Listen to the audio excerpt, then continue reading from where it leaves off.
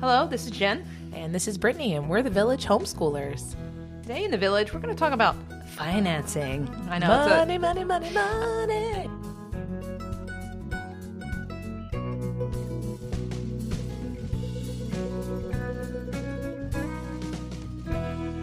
Welcome to the Village, everybody. Let's talk money. Yes, important discussion. I know it's money is kind of a lame thing to talk about, and I'm sorry, unless you're making a lot of it, which we're not. Is there a homeschooler that's making a lot of money? Not. A single income household? And we're not making any money from our co-op. Yeah. So, yeah. Let's just get that right out of the open. Let's segue into how do we fund this thing, right? Yeah. Because and do we need funding, right? Yeah, we do. Yeah. We're not a for-profit industry. The homeschoolers. The homeschool community. I would love to be for profit, really. Right? Oh, I wish I could get. Well, okay. That's actually a whole other controversial topic about whether we should be paid to homeschool our children. And we're not even going to go there because we know people that would love to chat with us about that. And we'll save that for another day. However, do we need to fund homeschool co-ops? Yes. They need money to run. Money makes the world go round, and those crayons aren't going to come for free. Exactly. So it's like basically, can we do this for cheap, right? Depending on what you're looking for. Is this going to be parents teaching? If it is just parents teaching, you can do it really cheap for just supplies, right? And then what direction are you going with this, right? Are we paying for a teacher? So if we are paying for a teacher, it's going to be a lot more expensive. Mm-hmm. So you need to find that money from someplace. Right. So we have to handle some amount of money because you're paying for something, whether it's crayons, instruction, buildings. You need to kind of handle money and figure out how you're going to pay for this as a community. Yeah. So for us personally, we decided with the cheap option. Now, why did we go with the cheap option? Well, it's really inclusive. Everybody can really be a part of our group because it's cheap. Yeah. You know, it doesn't matter if you make $20 a year or if you make $200,000 a year. If you make $20 a year, we may be a little more expensive than that. Yeah. We do offer free classes. Yeah, that's true. Yeah. So yeah, we definitely went with the cheap option, mostly because it's the most inclusive option. And we are an inclusive co-op and we don't want to have finances be a barrier to joining our community. Yeah, exactly. And, we're flexible and, it's kind of the idea of buying into our group, right? Mm-hmm.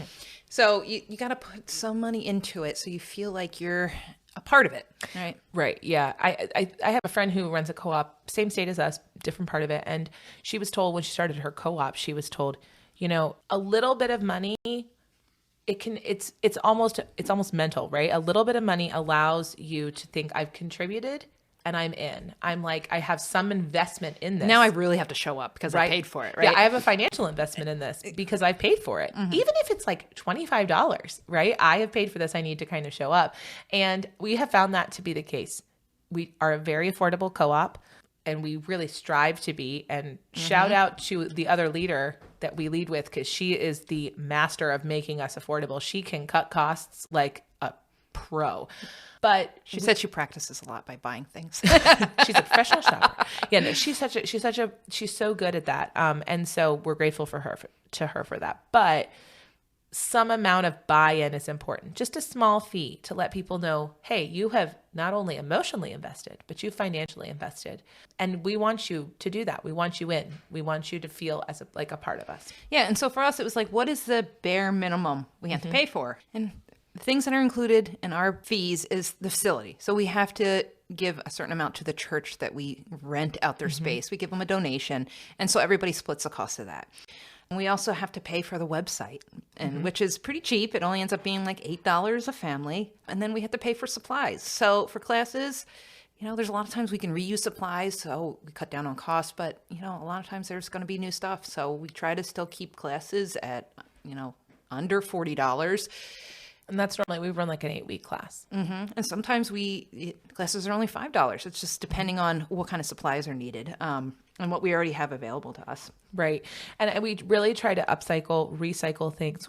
There are buildings that will let you rent them for free, especially if you are a religious group. Sometimes your place of worship will allow you to use the space for free.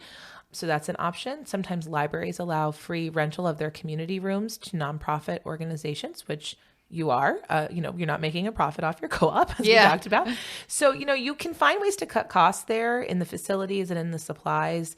but there are going to be some amount of costs and overhead. The website is a big one for us. We pay it every year, and we don't have a way around that. That is crucial for the running of our group. And there's times we offered free classes and we found that it's actually really hard because there is cost associated. Even when you say it's free, if people aren't paying for the classes, then it ends up being the leaders, the teachers are paying for stuff, whether that's printouts for paper or if it's just Colored to replace the crowns or the whatever.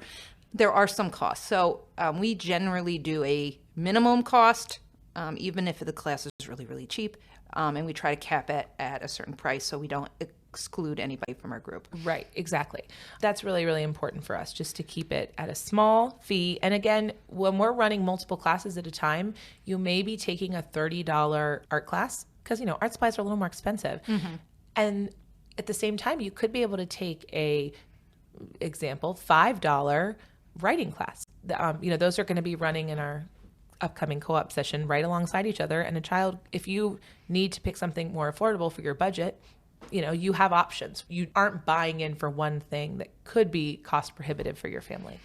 Yeah, so we kind of evolved over the years, and we found what worked and didn't work for us. And one of the things it started off with, we were just covering the basics. And, teachers ended up paying for a lot of stuff out of pocket. And I hate that we were putting a financial burden on teachers. And even when they were saying things like, oh, it's only $3 or it's only $5 or it's only this or it's only that, it's like you're already putting in enough of your time into doing this class that you don't have to put in your financial burden as well, because your time is worthwhile for us. And we want to make this all fair to everybody involved. And it's not fair that you're teaching and also spending your own pocket money when other people aren't. So for us, it was like, it's really important that you get paid back for all those little nickel and dime things. Yeah. Printouts was a huge one. I mean, it was like, and I know this from my experience, you'd be like, oh no. I need to make all these printouts of the human body for my class, and I need to make 15 copies of it, and I'll just do it here because it's easier. And ink and paper. Fortune. They cost a fortune. We actually now have our co-op has its own printer. It's easier for us to do it that way and to keep the cost down for our teachers, and they have access to that. But yeah, it's really expensive. And after a while of delving into your own supplies, like, let me go get my kids' paint, and I'll just bring my kids' paint to co-op this week so we can all, do our self-portraits or whatever it is that you're doing with your class. That gets expensive. Also, the next week you go to do your kids' schoolwork with them, and oops, you're out of ink, washable tempera paint, and you're not giving them the acrylics, or maybe that's just me. But yeah, well, yeah. So that kind of evolved. So first we were just refunding people, but people started they were feeling bad about giving receipts, or they forgot or whatever, and then we just started to decide we were going to just give you all the funds in the beginning. So say you charge $5 a kid, we just gave you all the funds in the beginning before class started. So if you had 10 kids in your class, you got $50, and you had to go buy all your class supplies with that $50.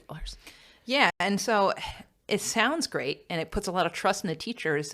But one time we had story time. One time we had a lady that was teaching that decided she was going to take the money, and then she said, "Yeah, I don't want to teach anymore." And so we were kind of in a pickle. Cue panic. And to be fair, this was a more expensive class for us. I want to say it was, $20 a kid, which is a great steal. We all know that. For our class, yes. There was 15 kids in the class, so we're talking several $100s. And we were like 2 days away, and there was no teacher and no money. Yes. And we didn't even know what she was going to be teaching, really. Right. So yeah, there was a lot of panic. And then finally she decided she was going to teach again, thank goodness. But then after that, we're like, this is not really probably the best idea to do it this way. Right. There's no accountability. We try to trust everybody, and you want to be trusting, but... And 99% of the time you can. It was just a situation where it also can create distrust because I may look at Jen's class and go, well, that was what did she spend all that money on? Yeah, exactly. And if you don't know. And if you don't know, because there's no record of it, it can create a little distrust amongst members of your community. And this even happened to me when I was teaching one time before I was a leader, is I was teaching a forensics class, and the class was kind of expensive because I had to buy a microscope for every kid. So I was charging $25. And so $25 is expensive in our world. Yeah. It's all this money. Well, the story is that they had to give me a check for $500, and the kids were like, wow, that's so much money. Because at the time we had kids as accountants. You've done that around here. Yeah. And they're like, that's so much money. And I felt so guilty about taking all that money. I just felt like I had to spend more than $500 on class fees because I wanted to prove that I was a trustworthy human being with $500. You know, it's She's an adult. Yeah, I know. But there's guilt involved. And then there's other people that think they charged enough for their class and they didn't. So they're like, yeah, I think I can do it for free. And then you're like, oh, wait, no, I need copies, or I need this and I need that. And just didn't cover it. So then we decided this isn't working and we have to figure out something else. So we kind of transitioned to having what we would call a buyer. So now our other leader buys all the supplies. So now when teachers charge for a class, all the resources get pooled. So it's all on our account. She has that money partitioned off for each class. Yes. And it works so much better because if a class, they charge $10 and ends up only costing $8 per student, then those extra $2 go towards whatever else the co-op needs. Mm-hmm. The communal fund, if you will. Exactly. Or if they had a hard time finding something cheap and now it costs twice as much as it did, well, we can use those same funds to pay for that class now. Right. And it's worked really well for us because that's kind of, when we went to this model, we've had minimal people spending out of pocket. Mm-hmm. We've had ultimate transparency. We have access to a bank account. She does our accounting and we can see where funds are coming in and out of. It's all laid out very clearly. Everybody understands that we have one person in charge of purchasing, our buyer. And, that's kind of worked really, really well for us. That person, who we love, also is in charge of keeping a stock of the supply. So things like crayons, paper, scissors, glue, the things that you're going to need, you're going to need them every single week. Mm-hmm. Cleaning supplies, hand sanitizer, all those things. She keeps track of that so that we know we have all that there, and that communal fund, the leftover funds that are left over from class fees that we don't use, goes to buying those kinds of things. Yeah, like this year, we have a coffee and cry corner that we added where we have a little place for moms if they need a time out, where we have refreshments. We actually have a lot of dads in our co-op. Yes, that's true. It's not exclusive to moms. Only moms can drink the coffee. Only moms get the coffee.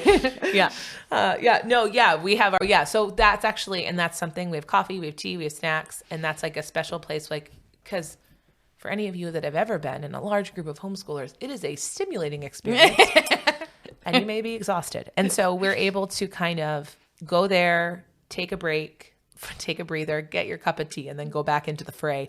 And so that's something. But it's nice to have those little extra funds to be able to fund stuff like that. Because right. in the beginning, when we didn't have that, we couldn't even pay ourselves back some semesters because we're like, well, there's no money in the bank. Right. I don't want to owe anybody money. Yeah. Like that. So yeah. Even if it's ourselves. Yeah. The other thing that we're able to do with the communal fee, which is like the registration fee that we charge our families, and then with the class fees, with the leftover money from the class fees, and being very strict on how we budget those class fees, is we also offer scholarships to our group. We've mentioned that, we don't want finances to be a barrier to our inclusion. And that means sometimes, as affordable as we try to be, some families are just not in a position to afford that, especially in the current economic situation. Mm-hmm. This is more abundant now than I think it's ever been. And so we let families know, if you are registering for our co-op and you're willing to come in and contribute in other ways, and this is not something you can afford, we have funds available for you. And it's anonymous. Yeah, because it is hard to be a homeschooling parent sometimes, especially financially, because that means a lot of times that somebody is staying home and not working. Right. Or not working full time. Yeah. Or working weird hours or whatever it is. And homeschooling can be expensive, especially with all these extra classes we feel like we have to do because everybody's telling us we have to socialize the kids. So that is something that's really kind of, that's been a really great thing. And we actually, when we poll or survey our current members and our new members when they're coming in, we just very quickly ask, do you need full or partial financial assistance for the upcoming session? And they just click yes, no, or partial. And Yeah, we just help them out. Yeah. And we actually really love doing that. Yeah, it's amazing. And it's worked really, really well. And that, to give you a little more incentive to charge a little bit to belong to your co-op, you're able to actually do that. You're actually able to grow your co-op more because it seems counterintuitive. Charge money to make sure finances aren't a barrier, but it actually works. Yeah. Because most of us that can't afford it, we're happy to pay it. We've actually done donations like, hey, would you like to sponsor another family? And we had more donations than we had people that needed it. Yes. And that may speak to the affluence of the community we live in. And we know that's not the same place everybody is. But I think a lot of times, maybe especially if you're not coming from a homeschooling background, people worry like, is this going to be taken advantage of? We have never, ever, ever, ever, ever had anybody take advantage of it. Yes. In fact, we think more people need to take advantage of it. Yes, we wish they were. And we get so excited when somebody asks for help, even when it's an accidental click on yes. We had one family that was like, oh, yes, I'd like financial assistance. So we were like, okay, blah, blah, blah. Like and then she's like, where did all my fees go? And I'm like, oh, no, you said you needed assistance on the survey. We just, immediately made sure they were paid. And she was like, oh, no, that was an accident. But we were so excited to help somebody. Yeah, we were like, great. Okay, awesome. This is why we have this. And like, so I mean, please, think about that and make sure you can do that, especially if you do want to run an inclusive group or families are, struggling in your community. Yeah, because the economy sucks right now. Yeah. Yeah, exactly. Oh, this is a good point.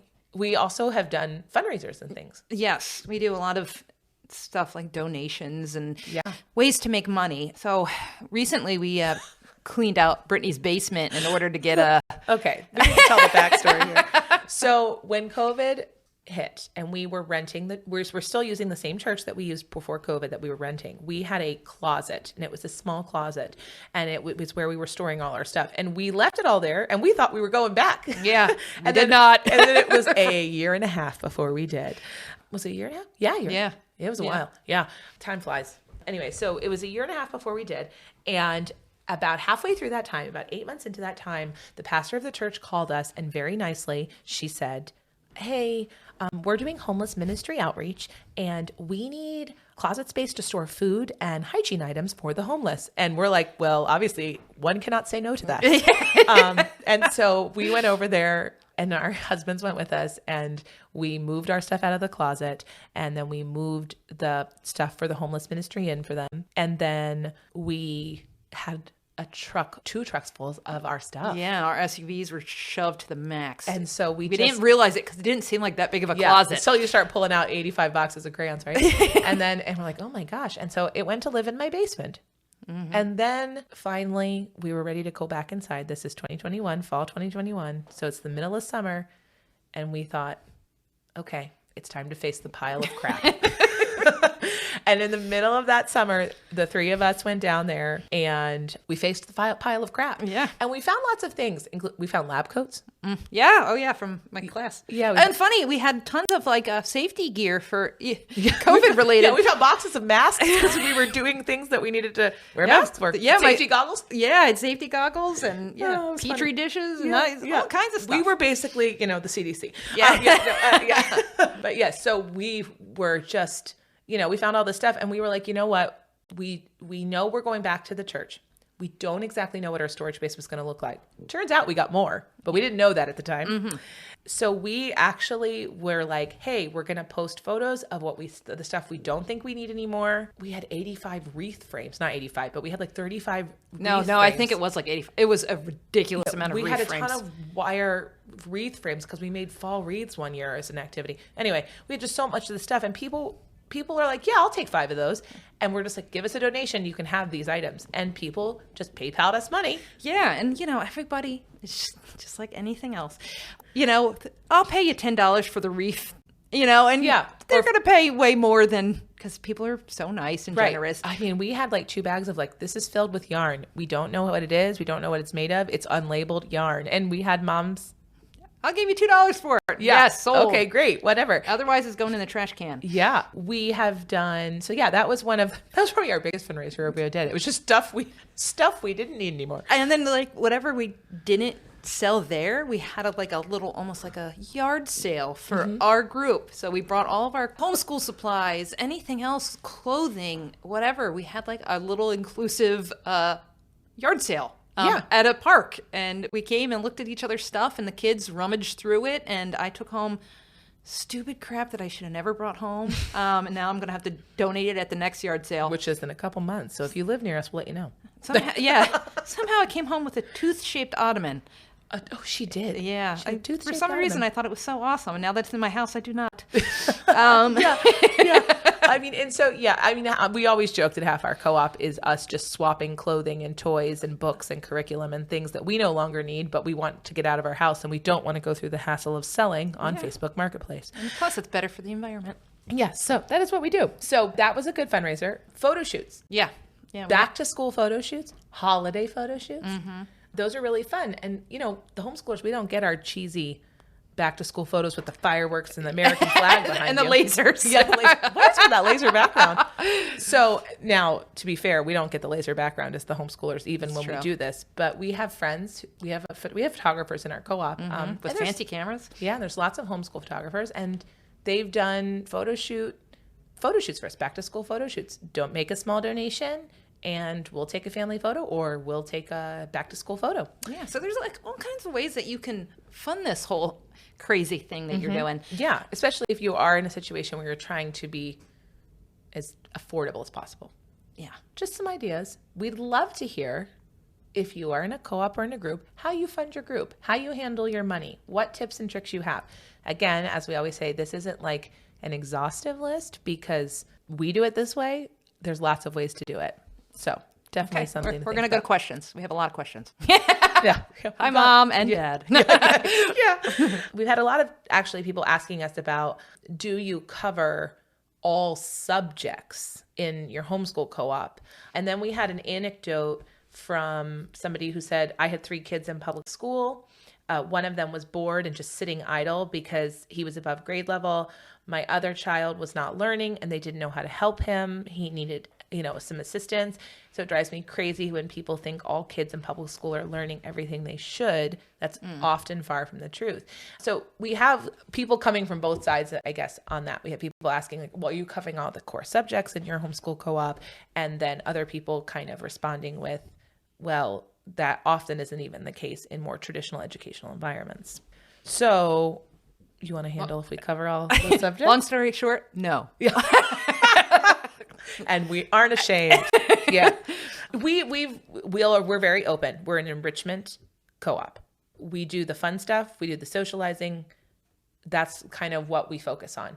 However, there is a lot of learning that takes place naturally in an enriching and socializing environment. And so what our friend commented and posted with about her story, about her 3 children who were not learning in public school, sometimes I think it's not so much getting out of the mindset, or it is more about getting out of the mindset that this is not traditional school. Yeah. And we don't really want it to be. Yes.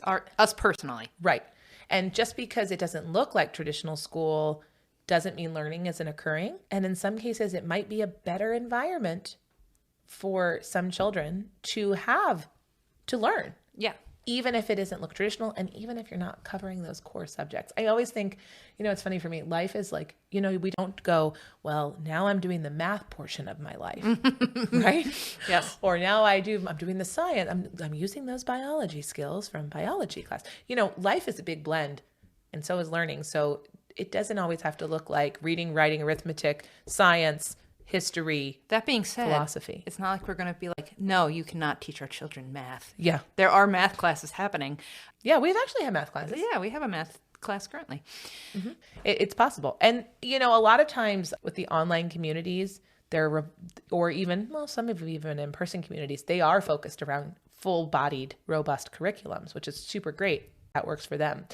But I think we just in general need to get out of the idea that learning isn't occurring when it doesn't look like the core subject. Yeah, because I think a lot of people seem to think that we do just like art classes, which is not true. We do all kinds of stuff. We do a well-balanced, because my child actually doesn't really love art classes. He's one of the rare ones, isn't he? Yeah, he likes robotics and he likes science. Yeah, that's a lot of the science stuff. And, Yeah. and like, here's the thing with science. Science is so suited for co-ops because no one wants to buy 10 dead frogs Yeah.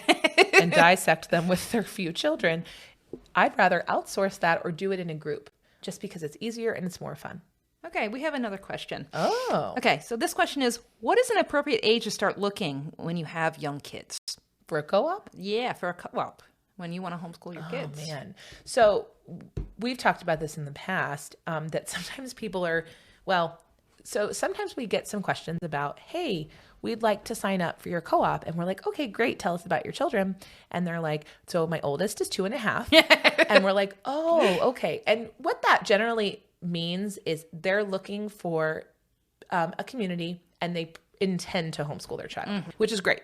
That's super supportive. For us, that's probably not the best fit because for the sake of actually for what we do in our insurance, you need to have a child who's 5 or older to belong to our co-op. If you have younger children, so if you have a 5-year-old and a 3-year-old and a baby, you all can come and we'll have a nursery and like a toddler space and classes available, but you need to have at least one child who's 5 or older because of how we are a 4-H group as well. And that's kind of how our insurance works. But I would not discourage you from reaching out to co-ops if you have a toddler. Or at least networking. Mm-hmm. Yeah, because right now there is long waiting lists. And so I'm getting a lot of people now on our wait list that are saying, can I get on your wait list now, even though I only have a 2-year-old because I'm so desperate to homeschool and I want to make sure he gets in. Yes, you could start doing that now. Just be aware that there really isn't anything for you yet. Right. I think maybe that's when you go, I need to find a play group and I need to kind of network in that play group and we're going to go do our parks days and our library story times and we're going to get together and do our handprint crafts for Mother's Day or whatever it is. And then as these children age together and they start to get kindergarten, first grade, second grade, okay, then maybe we start forming the co-op. Maybe we start making it ourselves instead of worrying about a waiting list because we need more communities. We need more co-ops. So we have another question from the same person. She's lovely. Shout out. We love questions. How do you know which group will be right for your family? Also, can you just leave and join another group easily if it's not a good fit? And I decided to put those together even though there's 2 separate questions because they kind of go together, I think. So how do you know if a group is a good fit for your family? I think that's why if you listened to our podcast last week, we talked about rules and parameters and, those kinds of things. And I think it's important to ask for a handbook. Yeah. A website link, something to be like, well, what's your group about? Yeah. Come meet us. Come to one of our get-togethers. Yeah. So meet the group. They may offer orientations for new people, meetups, all that stuff. So meet them, get to know them, ask to see information that's available to you as a non-member. Stalk them on social media. Or that. Yeah. And then when they call the cops on you, you're probably not getting in. Yeah. So just kind of ask. I think you just need to ask. And, we have had almost across the board really lovely interactions when people ask us these questions. Once in a while, we have somebody who immediately does not respond in a positive way. Like, what do you mean you don't have standardized testing in your co-op? Mm-hmm. What do you mean you only meet once a week?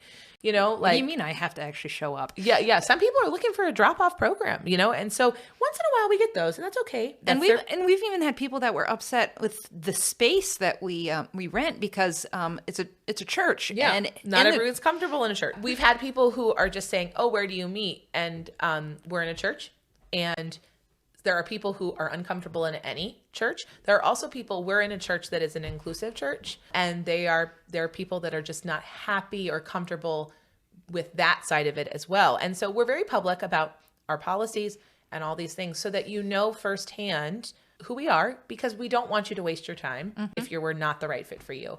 So I would ask and code meet them. Yeah. And so that answering the other part of that question is, yes, you can just tell us we're not a good fit. And it's fine. We've actually this semester, 2 families decided to go to other co-ops. And it wasn't because we were necessarily a bad fit, that they found somebody else that was a better fit. Right. Maybe somebody they already knew or somebody that was maybe a little more religious than we were. Yep. And that's fine. We're not insulted. You know? We had a feeling. And I appreciated so much those families because they both came to us and they were like, one was like, my daughter's very introverted. This is a large group because we are a fairly large co-op.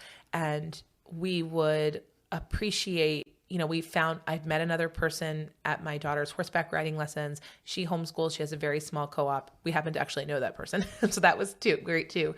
And she homeschools and she has a very small religious co-op. And she was looking for small and faith-based. And we were like, great. Thank you so much for being honest with us. And she was lovely. She was like, I still want to finish my applications. I'll still clean. Yeah. I was like, no, it's fine. Yeah, you may leave.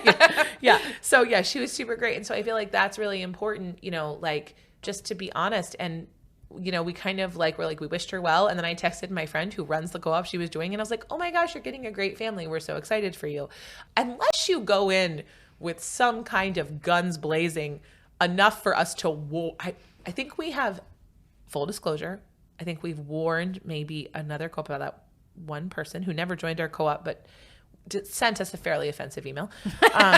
And we kind of put out the word to some other co-op leaders we knew in the state, like, hey, we got this email, just so you're aware, this person was not super kind. Lots of red flags there. Yeah, lots of red flags. We just were uncomfortable. She was clearly uncomfortable with us, blah, blah, blah. So, that's happened once. And you'd have to be pretty egregious for that to happen. So it's totally fine. It's really hard to offend us. Yeah. And I think honesty is the best policy there. Like, this isn't working for me and I'd like to try this one. So yes, it's really easy. For most places, they understand. Yes. Great questions. Thank you. Yes. All right, guys. Well, if you have questions for us, we'd love to hear them. We'd love to chat with you. We can do that on Instagram. We can do that on Facebook. And we can do that on our email. You can find us at thevillagehomeschoolers@gmail.com. We love to chat with you there. If you are a homeschooler or you're starting a co-op, running a playgroup, running a community, we'd love to chat with you as well. Check in with us. Maybe you can hop on the podcast with us and tell us how you do it. Tell us how we're doing it wrong. Yeah. We love tips. Yeah, we love tips. And we want to show a variety of ways this can be run. So please reach out to us on our social media and on our email. And then next week, we're going to take a little break from the deep, serious money talk. We're going to have fun podcasts coming up, not just stuff about finances. Yeah, and we're going to talk about the 20 things you don't have to have to join a homeschool co-op. Yes. All right. Thanks. Awesome. We'll see you next week. Bye.